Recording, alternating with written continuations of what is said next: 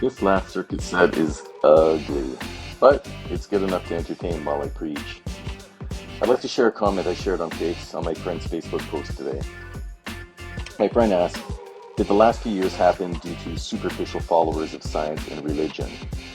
I responded by saying that in contemplating the recent history that unfolded before us, we can identify different cohorts within society and the respective reactions.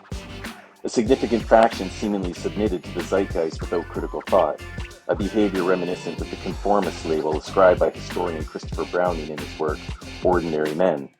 Yet, in stark contrast, we have the minority who dared to challenge the prevailing narratives, evocative of the spirit of the French resistance during World War II. However, there is another group that merits scrutiny, individuals who possess an intricate understanding of societal dynamics, and yet chose conformity over rebellion. Their behavior parallels that of members of the bourgeoisie during the French Revolution, recognizing the inherent injustices, yet allying with the oppressors for personal benefits.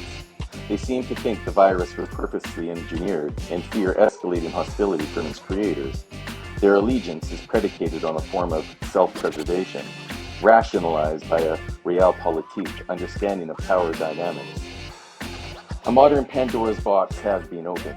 The string pullers understood the irrevocability of their actions, akin to the nuclear advent during the Manhattan Project.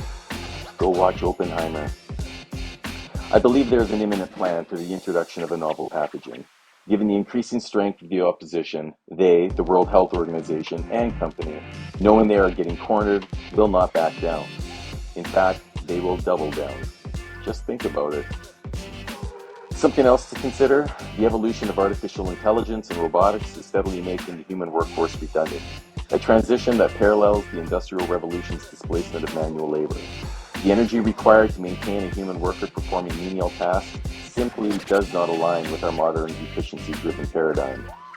The proponents of this new order, predominantly the ultra-wealthy and a significantly proportion of the upper middle class, have a monumental task ahead of them. They need to win over the undecided majority, echoing the political manipulation during the McCarthy era, to ensure their draconian strategy remains viable. For them, it will come down to this. If you don't comply, you die.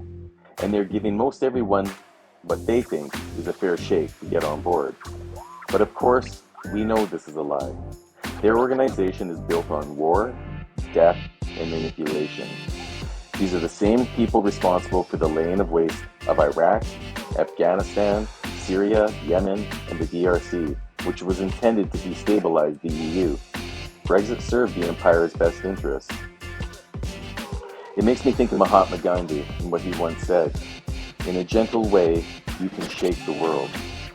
If one decides to resist these draconian measures, it is vital to champion informed conversations within our country, support organizations that champion civil liberties and participate in peaceful protests. Your voice matters, and every act of resistance, however small, contributes to the collective struggle for freedom. And don't forget, keep loving.